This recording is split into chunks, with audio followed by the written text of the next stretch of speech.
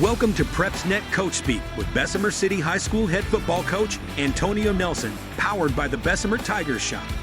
Visit BessemerTigers.com for all of your Purple Tigers gear. Here's your host, Aubrey Johnson. Welcome in, Coach. Thanks for having me again on the All show. right. Good deal. So, first 2 weeks of play, and you've had two very nice wins. So, let's talk about them. First one was against Center Point. You beat them 32-0. Tell us about that game. That sounds great.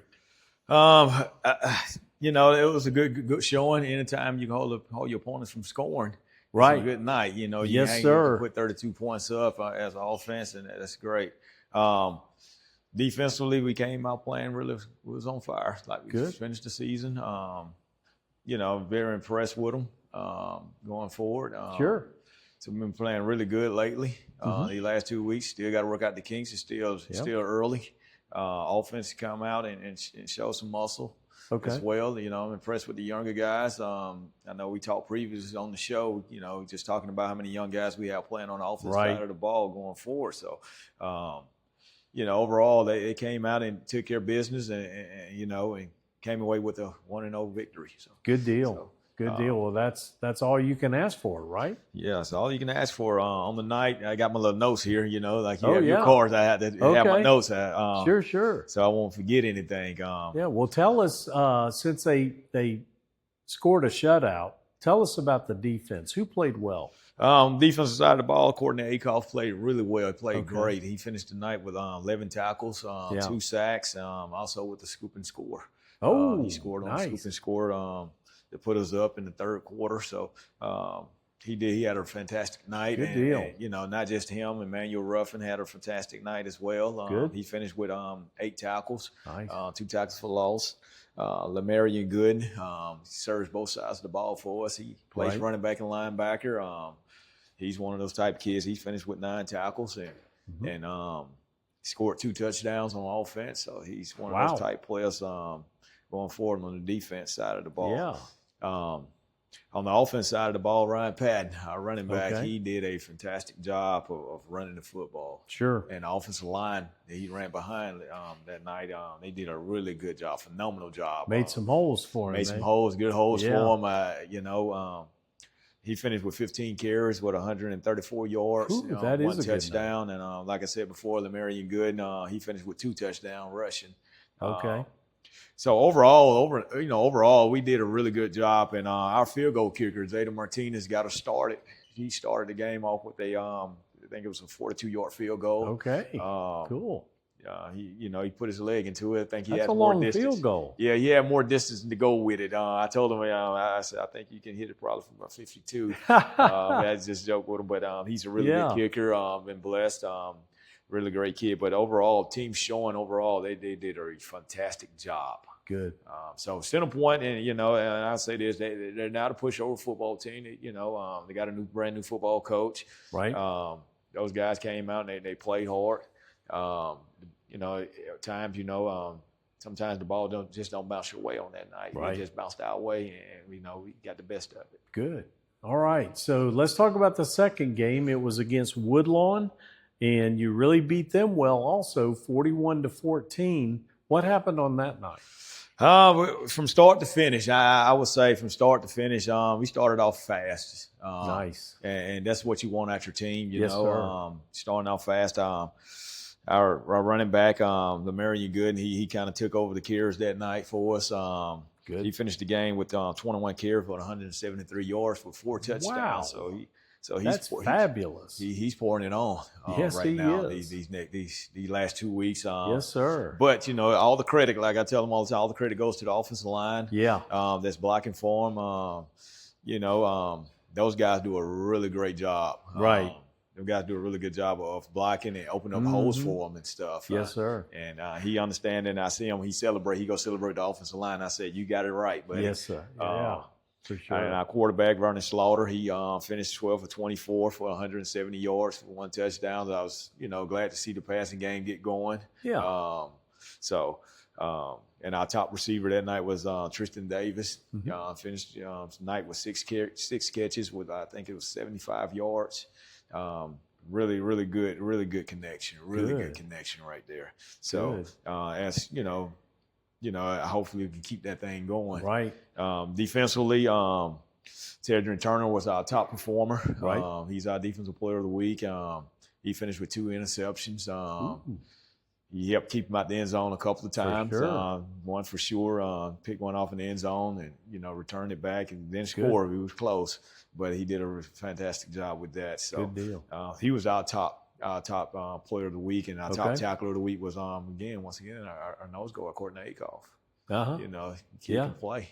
Yeah. He's one of the kids that, you see on the deep front, you say, hey, this kid can really play, man. Yes. He's a big kid, has a motor, never stops. I'm just overall, we got a chance to get the younger guys in to play. Got at the game healthy as much as we could. Right. The younger guys got in, and we gave up 2 late touchdowns. Overall, we still got some work to do. Season's still young. Everybody's still trying to figure themselves out, still trying to get going, get the rolling, get the moving. But the good thing about it, we're 2-0. We got some momentum going into Friday night's football game. Okay. And that's always great to have. Yeah, for sure. So you've got 2 weeks in the books. What have you learned from those first 2 games that you can use moving forward? We talk about it all the time. We look at it and we learn from each and every game. Yeah. It can be anything with time management. It can be anything from what's the situation is. Right. We always go back to that, and we always practice that stuff. Whatever we messed up in that game, we're gonna correct it for the next Friday night game, because those are the things that kind of comes and hunt you if you don't correct them, because people watching film and coaches do a good job of looking at, hey, what hurts, So the biggest thing, we talk to the players and we make sure that they understand the situation and what's going on. Mm-hmm. Good deal. So you begin region play tomorrow night against Brookwood. You're at Brookwood, by the way. What do you expect to see from the Panthers? They're a run-heavy football team. You can see it. They're a wing tee. It's a gun wing tee. You're going to get a lot of down blocks, a lot of buck sweep, belly plays. Right. It's a lost art. Yes, it's a lot of art in high school football. And you turn on film, you see it. And, when I played, his wing tee was still in when I played. Right. You see it, and these kids these days, they don't have a clue. No.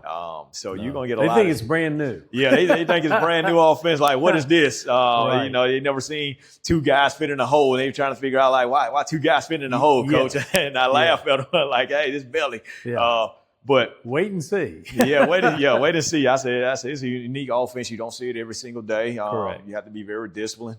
If not, it can really hurt you.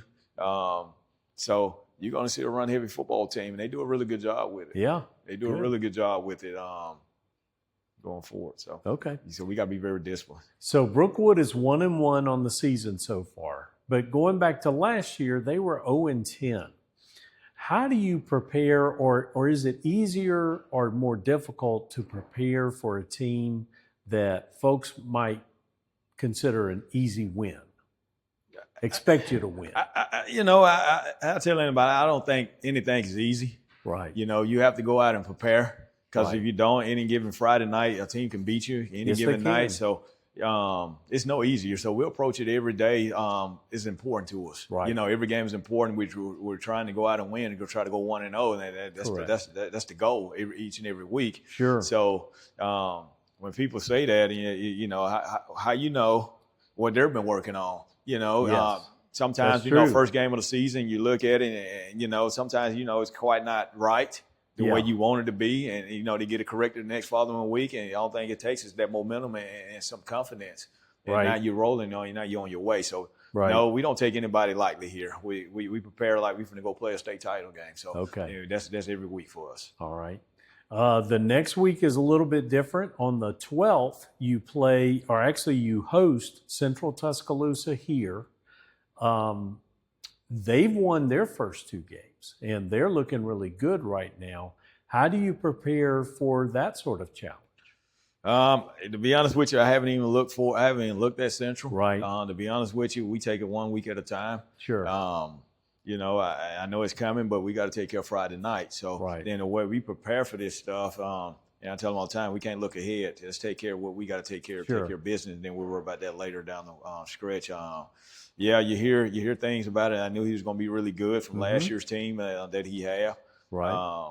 So, you know, that game right there is going to probably be a real interesting game. It's going to be a really good game. Should be. Which it will be. They'll be prepared. They'll be ready to go. Okay. But all our focus and main concerns is Brookwood on Friday night, tomorrow night. Gotcha. So right now we're not looking forward to anybody. All right. Very good. So what is a typical game day like around here for you and the team? They know I'm antsy. Okay. They know I'm all over the place. Right. You know, it's an exciting time for me. Exciting time for them. Probably nervous. The biggest part of it, but it is go for us. We're kind of like trying to calm everything down, right? And get going and get settled in. So we're when they come down, they come to us. It is back to back to back to back. We're all football, right? You know, and they come here, we all football. We all about getting our devotion in, and then football, eat, all that good stuff. So. It's very exciting. Everybody's moving. Everybody's moving. Everybody's moving from the coaching, from me to the coaching staff to the trainers, which she does a wonderful job with our players. Good. Theo Smith, she does a really wonderful job to just the operations part of it. Sure. It's down to the T, and everything is on time. So. The biggest thing, the hardest thing is getting the players settled down. They all excited. And that's what you want. You got to have a little chill time. Yeah, you got to have a little chill time, downtime, and they still, you got kids that are very excited, they're pumped. Yes, sir. It's like, hey, guys, it's only 2 o'clock. Right. We got a long way to go. We got a long way to go before 7 o'clock. So let's calm down. Let's relax. Don't relax too much now. Don't go to sleep. Yeah, don't go to sleep on me, but. Let's get things going. Okay, very good. Well, Coach, that's our show. We appreciate your time. And as always, we appreciate yours. Join us in a couple more weeks for another Bessemer City edition of Coach Speak.